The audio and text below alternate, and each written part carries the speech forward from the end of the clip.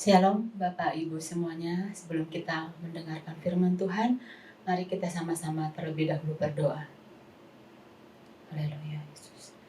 Bapa kami yang ada di dalam kerajaan surga, kami bersyukur untuk kasih setiamu dan anugerahmu Tuhan dalam kehidupan kami. Kami terus berdoa kepada Engkau Tuhan supaya hidup kami boleh terus digembalakan oleh kebenaran Engkau. Karena kami tahu Tuhan, kebenaran-Mu akan memerdekakan hidup kami. Kebenaran-Mu akan mendewasakan kami. Kebenaran yang daripada Engkau Tuhan akan memberikan kesembuhan bagi yang sakit, akan memberikan kekuatan bagi yang lemah, akan memberikan kelepasan bagi yang terikat.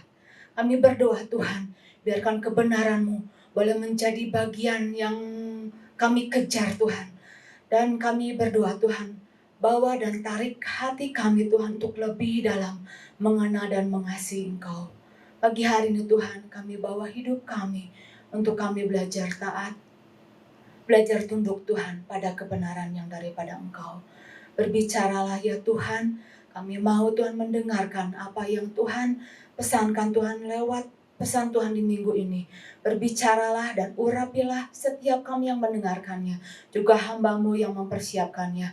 Dan Engkau berbicara lebih banyak lagi ya Bapa. Terima kasih Tuhan Yesus, ke dalam tangan-Mu kami serahkan pemberitaan firman pagi hari ini. Hanya di dalam nama Tuhan Yesus Kristus kami sudah berdoa dan mengucap syukur. Sama-sama katakan amin. Shalom Bapak Ibu semuanya, bagaimana kabarnya pagi hari ini? Saya percaya setiap ibu bapak tetap semangat, tetap bergairah, dan tetap berada di dalam rancangannya daripada Tuhan. Kenapa ibu bapak harus tetap semangat? Kenapa kita tetap harus ada tetap di dalam rancangannya Tuhan, di dalam tujuannya Tuhan? Karena apa? Kalau ibu bapak perhatikan pesan demi pesan dari bulan ke bulan, minggu demi ke minggu, sampai saat hari ini, Tuhan sedang berbicara dengan orang-orangnya yang dikatakan bahwa kita adalah orang-orang yang cukup dewasa. Kita adalah orang-orang yang cukup dewasa. Jadi Tuhan sedang berbicara dengan orang-orang yang dewasa. Bukan orang-orang yang, bukan anak-anak kecil lagi. Karena apa? Kalau ibu bapak terus mengikuti pesan demi pesan, kita sedang dibawa dalam satu perjalanan yang dalam. Dalam satu perjalanan yang jauh. Coba kita mengingat lagi beberapa pesan yang lalu. Ya, kita harus terkoneksi dengan Tuhan. Harus selalu memiliki hubungan dengan Tuhan. Hubungan intim dengan Tuhan. Orang-orang yang dewasa yang hanya bisa melakukan hubungan intim. Karena apa? Lewat hubungan intim mereka bisa bereproduksi. Hanya orang-orang yang dewasa. Kemudian pesan Tuhan selanjutnya, berusaha lebih sungguh-sungguh lagi mengenal Tuhan. Nah, ini artinya apa? Tuhan sedang serius. Tuhan ingin tunjukkan bagaimana, sampai di mana tekad kita, sampai di mana kesungguhan kita, sampai di mana keseriusan kita untuk kita rindu untuk mengenal Dia lebih lagi. Ada satu yang Tuhan inginkan adalah satu kesejatian, bukan satu kepalsuan. Kemudian kita lanjut lagi dengan pesan Tuhan yang selanjutnya yang minggu kemarin, bahwa kita adalah duta-dutanya besar kerajaan surga. Nah, kalau berbicara duta-duta besar, itu artinya orang-orang yang dewasa, orang-orang yang matang di dalam cara dia berpikir, matang di dalam sikap hatinya. Orang-orang yang punya prinsip, punya pendirian. Karena apa? Karena dia sedang mewakili dari mana negara mana di mana dia diutus, akan membawa nama baik dari sebuah negara di mana dia diutus. Ini menunjukkan ada satu bobot.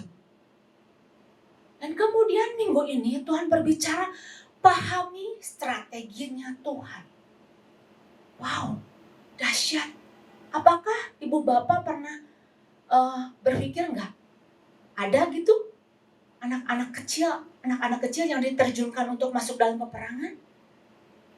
Badannya masih kecil, kematangannya juga belum seberapa, tetapi hanya orang-orang yang dewasa yang diterjunkan untuk masuk di dalam satu pertempuran, dalam satu peperangan. Nah ini Bapak, itu rangkaian demi rangkaian kalau kita ikuti. Artinya apa? Kita sedang dibawa masuk untuk melakukan, untuk menggenapi apa yang menjadi tujuan Tuhan dalam kehidupan kita. Ketika Tuhan memberikan tujuan dalam kehidupan kita, Dia pribadi yang bertanggung jawab. Dia tidak tinggalkan kita dengan seenaknya untuk berjalan kita dalam kebingungan. Dalam kesendirian, silakan berjalan, silakan bertempur. Oh enggak, tapi Dia berikan langkah demi langkah, strategi demi strategi yang harus kita lakukan. Bolehlah kita berbicara contoh gitu ya.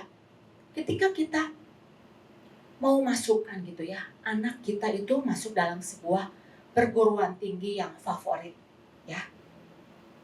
Apakah begitu mudahnya dia masuk untuk menduduki satu kursi di sekolah, di universitas favorit? Oh nggak bisa. Mereka harus berebut. Mereka harus tahu siapa, berapa banyak pesaing-pesaing mereka, sehingga mereka tuh bisa lolos masuk dalam sebuah universitas yang dituju. Apalagi kalau misalkan itu ada sarana-sarana yang lain. Entah itu mungkin ada fasilitas beasiswa full. Nggak begitu mudahnya. Ada syarat dan ketentuan yang berlaku. Mereka harus tahu, harus detail, harus membaca apa yang diminta. Berapa banyak persaing mereka. Format apa yang dibutuhkan, yang diminta. Salah sedikit yang ditulis tidak sesuai, gugur. Begitu ketatnya seseorang berjuang untuk masuk sebuah sekolah atau universitas yang mau dituju. Mereka harus periksa. Bahkan mungkin terkadang ada anak-anak yang harus berulang-ulang cermat, dicermati apa sih maksudnya. Harus banyak bertanya, apa? Jangan sampai lolos dengan tidak masuk ke sana. Nah, Ibu Bapak, di sini kita bisa melihat bagaimana di dunia pun mereka melakukan, bahkan ada buku-buku cara strategi atau strategi untuk masuk sebuah perguruan tinggi negeri favorit. Dibikinin buku, panduan-panduannya. Itu baru berbicara seseorang mau masuk ke perguruan tinggi. Tetapi yang menjadi pesan Tuhan minggu ini, kita berbicara, kita dibawa masuk dalam satu tanah perjanjian. Kuasai, duduki kata Tuhan. Ini bukan main-main. Ternyata memang tidak semudah yang kita bayangkan. Tetap ada syarat, ada ketentuan demi ketentuan yang berlaku yang harus kita lakukan. Kita harus banyak bertanya. Kita harus banyak berdiam diri. Apa yang Tuhan inginkan? Supaya saya bisa masuk dan menduduki. Jangan sampai kita mau ke tanah perjanjian, tapi kita berjalan dengan cara-caranya kita. Seenak-enaknya kita. Semau-maunya kita. Gak bisa. Nah inilah yang menjadi pesan Tuhan. Bahwa ketika kita tahu bahwa ada satu rancangan Tuhan yang besar. Tuhan persiapkan. Tuhan berkali kita dengan strategi demi strategi. Maukah kita mengikutinya? Nah, poin yang pertama yang saya mau membagikan. Mengapa setiap kita perlu memahami strateginya yang daripada Tuhan? Yang pertama, agar kita hanya dipimpin oleh kebenaran. Diambil dari Bilangan 14 ayat yang ke-40. Jadi mengapa kita perlu memahami strateginya Tuhan agar kita hanya dipimpin oleh kebenaran. Diambil dari Bilangan 14 ayat yang ke-40. Dan keesokan harinya bangunlah mereka pagi-pagi hendak naik ke puncak gunung sambil berkata, sekarang kita hendak maju ke negeri yang difirmankan Tuhan itu. Memang kita telah berbuat dosa. Nah, Ibu Bapak, saya berharap setiap jemaat Tuhan yang berjemaat di sini sudah mengikuti apa yang menjadi pesan Tuhan di minggu ini. Bahkan apa yang menjadi maksud dari pesan Tuhan ini. Karena ini kan berbicara bangsa Israel yang mau dibawa masuk ke tanah perjanjian. Kemudian Musa mengutus para pengintainya untuk mengintai tanah perjanjian. Dan mereka, pengintai-pengintai itu ketika pulang datang membawa kabar kepada Musa, dia kabarkan, wah, di sana ada orang-orang enak, besar-besar, perawakannya, raksasa. Jangan-jangan kita ditelan oleh mereka. Tetapi ketika Yosua dan Kaleb datang pada Musa dan memberitahukan kepada bangsa Israel, kita bisa menduduki tanah perjanjian itu. Asal jangan memberontak. Jangan takut kepada mereka. Karena siapa yang menyertai mereka sudah tidak ada pada mereka. Nah, ketika Kaleb dan Yosua berkata demikian, apa yang dilakukan oleh bangsa Israel pada waktu itu? Malah mau melempari Yosua dan Kaleb pada waktu itu. Akhirnya apa? Tuhan marah pada waktu itu. Pada pemberontak-pemberontak yang tidak mempercayai akan kuasanya daripada Tuhan. Dan akhirnya ketika Tuhan marah, Tuhan mau menghukum setiap mereka. Bahkan mereka dikatakan tidak bisa masuk dalam tanah perjanjian. Penyakit sampar akan menimpa pada setiap mereka. Nah, Ibu Bapak, sampai lahirlah ayat ini. Dikatakan bahwa sekarang kita hendak maju ke negeri yang difirmankan Tuhan itu. Memang kita telah berbuat dosa.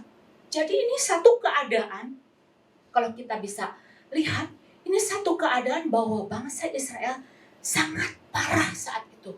Karena apa? Karena sudah tidak dikendalikan lagi oleh kebenaran. Sudah tidak dipimpin lagi oleh kebenaran yang daripada Tuhan. Tetapi mereka bertindak berdasarkan apa? Memang kita udah berdosa. Ya udah. Merasa tidak bersalah, merasa tidak apa-apa gitu. Mereka bertindak walaupun berdosa juga nggak apa-apa. Merasa tetap benar. Mungkin ada yang bilang, pura-pura benar aja gitu. Dosa, nggak merasa dia berdosa. Wow, ini sesuatu yang fatal. Makanya bangsa Israel pada waktu itu banyak mengalami kegagalan demi kegagalan. Karena apa? Bangsa Israel pada waktu itu dia tidak dipimpin oleh kebenaran, tetapi dia sedang hanyut oleh apa? Oleh perasaannya, perasaan takutnya. Dia sedang terbawa oleh emosinya, kemarahannya, pemberontakannya. Dia sedang terbawa oleh keadaan yang pada waktu itu menimpa dia. Nah, Ibu Bapak, mungkin seringkali hal ini juga bisa terjadi di dalam kehidupan kita. Kadang kita bisa merasa gitu ya, bahwa hidup kita itu sangat rapuh sekali. Mudah terbawa oleh arus kesalahan. Bahkan dikatakan harmatia. Sudah melenceng dari sasarannya Tuhan, dari tujuannya Tuhan. Sudah tidak melakukan seperti apa yang Tuhan mau, semau-maunya dia. Mau itu dosa, kita tetap merasa tidak berdosa, tetap sepertinya beribadah, tetap sepertinya melakukan peperangan. Padahal itu mereka itu telah berbuat dosa. Nah, terkadang kita bisa hanyut dibawa oleh hasrat yang salah, oleh dosa yang akhirnya banyak memakan korban. Entah itu Anak bisa jadi korban, dipukuli sama orang tuanya, sama mamanya. Anak 2 tahun sama 4 tahun disiksa habis sama orang tuanya, sama mamanya. Karena apa? Mamanya itu terbakar oleh emosinya. Dia pikir dengan dia menyiksa anaknya, selesai permasalahan dia dengan suaminya. Oh enggak. Dia pikir dia siksa, dia gebukin anaknya itu, dia beres. Enggak, ibu bapak. Ibu ini tidak punya kebenaran, tidak dipimpin oleh kebenaran. Seseorang yang tidak dipimpin oleh kebenaran, bagaimana dia bisa tahu strateginya untuk menyelesaikan masalah? Jelas, yang muncul adalah kemarahan. Ada banyak mungkin seseorang bisa terjerembab dalam satu kegagalan. Karena apa? Kemauan, keinginan dari diri sendiri yang salah. Padahal yang Tuhan mau bukan itu. Tetapi terkadang kita kan sok tahu. Sepertinya ini dicocok-cocokin. Padahal Tuhan bukan itu yang Tuhan mau. Ini berbahayanya seseorang kalau dia tidak dipimpin oleh kebenaran. Dia tidak akan paham cara untuk menyelesaikan permasalahan. Termasuk juga seorang pengkhotbah, seorang pemberita Injil. Dia tidak bisa berjalan dengan pengalaman dia. Pengalaman tidak bisa menjadi satu referensi yang terbaik. Atau mungkin dengan cara pandang, cara pikir dia. Tapi seorang pemberita Injil, pembawa firman harus terus datang kepada Tuhan. Minta, Tuhan, apa yang Tuhan mau, apa yang Tuhan mau pesankan. Supaya apa? Tidak berdasarkan, tidak hanyut dengan pemikiran sendiri. Udah banyak saat-saat ini, banyak muncul teolog-teolog, sarjana-sarjana yang luar biasa di dalam pemikirannya. Tetapi belum tentu itu hatinya Tuhan, itu isi apa yang Tuhan mau. Bahayanya. Nah, ibu bapak, untuk saat-saat hari ini tidak mudah seseorang untuk menjalani waktu-waktu seperti kayak gini ya. Mungkin kita juga di dalam keterbatasan, masih dalam keterbatasan untuk kita bergerak.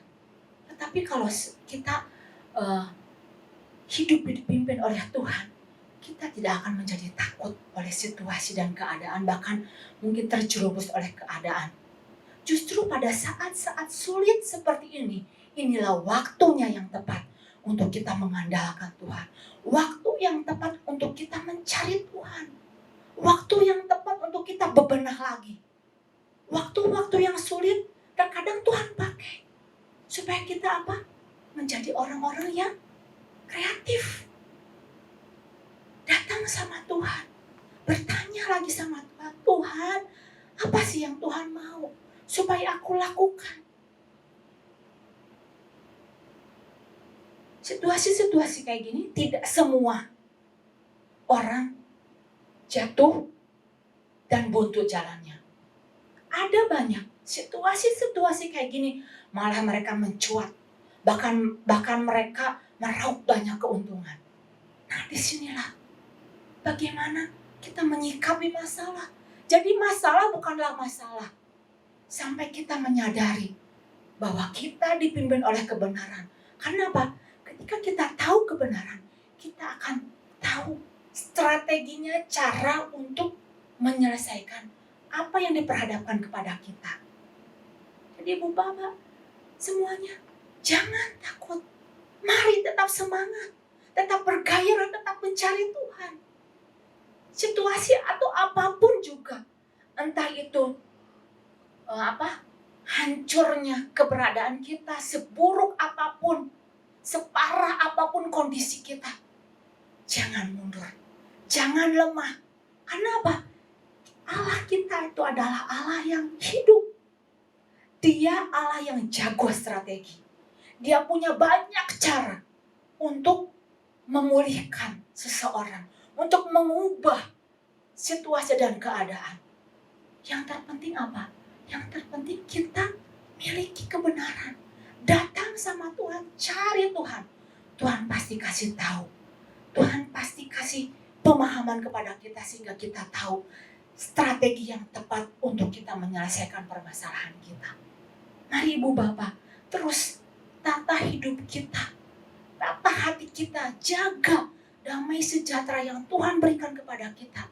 Supaya apa? Supaya apa yang Tuhan berikan, apa yang Tuhan janjikan, itu kita dapatkan, kita rebut, dan kita duduki. Amin Ibu Bapak semuanya. Amin. Puji nama Tuhan.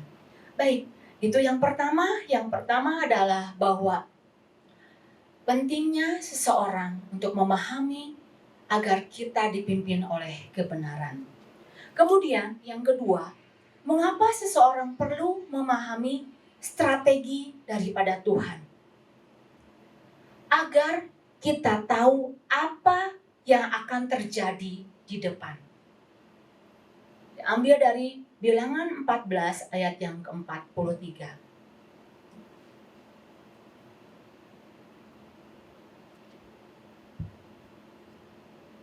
Ya. Sebab orang Amalek dan orang Kanaan ada di sana di depanmu, dan kamu akan tewas oleh pedang sebab kamu berbalik membelakangi Tuhan, maka Tuhan tidak akan menyertai kamu. Nah, saya mau membacakannya juga pertama dari ayat yang ke-41 terlebih dahulu supaya Ibu Bapak bisa mengerti maksud saya. Ayat yang ke-41. Tetapi kata Musa, mengapakah kamu hendak melanggar titah Tuhan? Hal itu tidak akan berhasil. Janganlah maju, sebab Tuhan tidak ada di tengah-tengahmu, supaya kamu jangan dikalahkan oleh musuhmu. Ayat yang ke-43, sebab orang Amalek dan orang Kanaan ada di sana di depanmu, dan kamu akan tewas oleh pedang. Dan sebab kamu berbalik membelakangi Tuhan, maka Tuhan tidak akan menyertai kamu. Jadi di sini siapa yang tahu? Musa tahu apa yang akan terjadi atas bangsa Israel pada waktu itu. Kalau bangsa Israel menyerang, ini yang akan kamu hadapi. Musa kasih tahu, ada orang Amalek di depanmu. Ada musuh di depanmu. Musa tahu apa yang akan terjadi. Yang terjadi, dia memberitahukan kepada bangsa Israel, kalau kamu maju di depan melawan mereka, maka kamu akan tewas oleh pedang. Sedangkan bangsa Israel nggak tahu. Musa memberitahu apa yang akan terjadi. Nah Ibu Bapak, coba kita bayangkan ya, betapa enaknya, betapa indah gitu ya, kalau kita tahu apa yang bakal terjadi di depan kita. Betul nggak? Kita pasti pengen tahu dong, apa sih yang akan terjadi di depan saya. Langkah apa yang harus saya lakukan, rintangan apa yang bakalan saya hadapi. Indah bukan?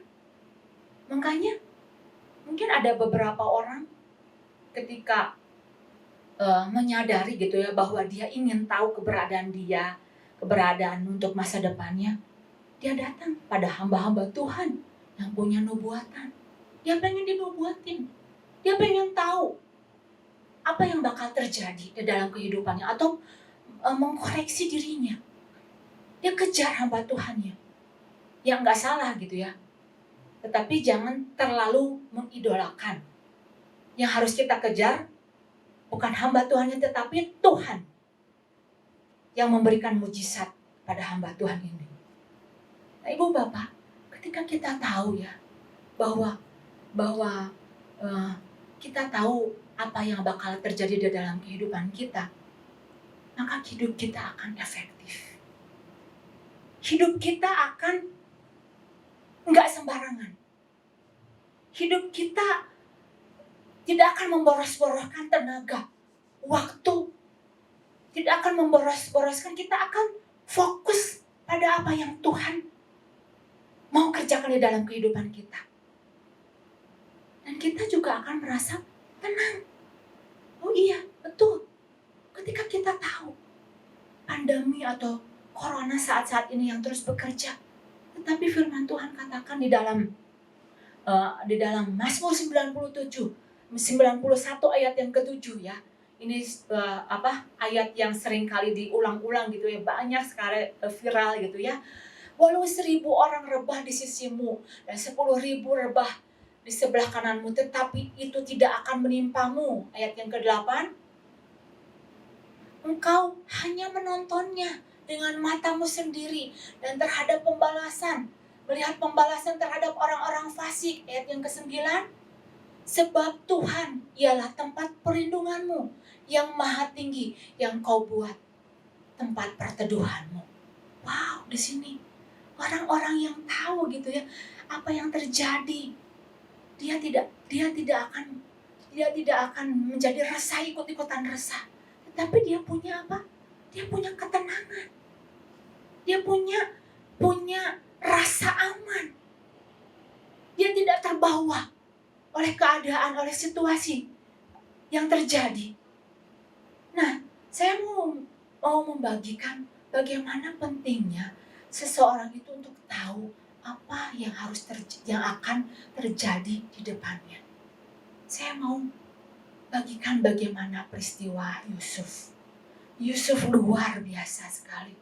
Yusuf orang yang dipersiapkan, yang tahu tujuannya Tuhan, yang bergaul dengan Tuhan, sehingga pada waktu Firaun pada waktu itu bermimpi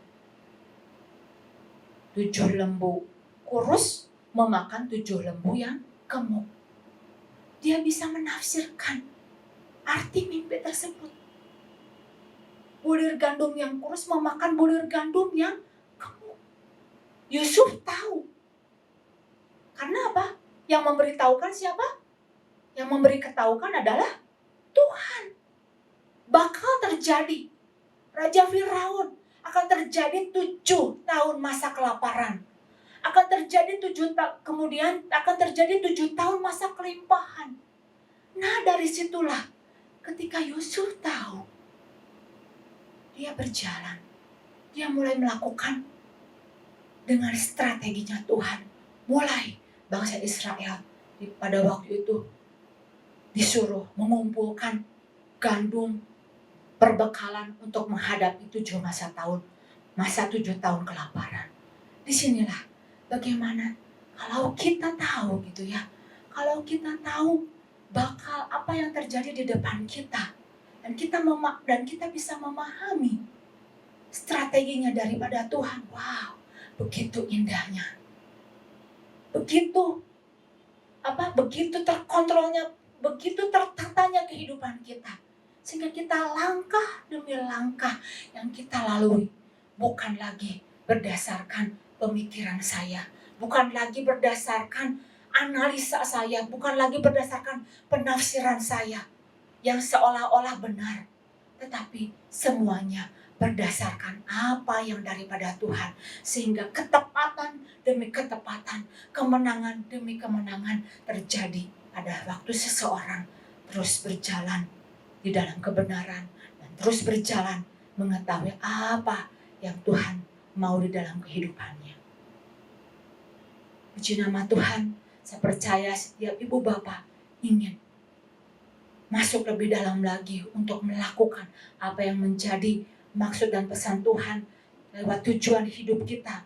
Mari terus hidupi, minta pimpinan Tuhan, minta cari tahu Tuhan berbicara banyak, sehingga apa? Sehingga kita dibawa masuk lebih dalam lagi, mengalami kemenangan yang sejati yang daripada Tuhan.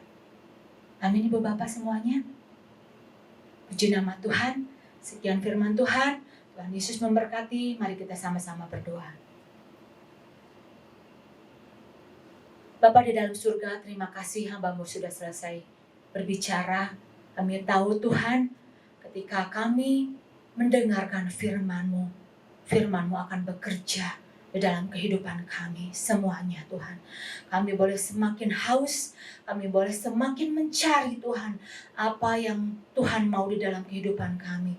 Pimpin dan tuntun kami supaya kami bisa paham dan bisa berjalan dengan strategi demi strategi yang tepat dalam kehidupan kami, dan kami boleh terus mengandalkan hanya kepada Engkau. Terima kasih Tuhan Yesus. Dalam tangan-Mu kami serahkan perjalanan waktu hidup kami ke depan, hanya di dalam nama Tuhan Yesus Kristus saja. Yang sudah berdoa, mari sama-sama katakan amin.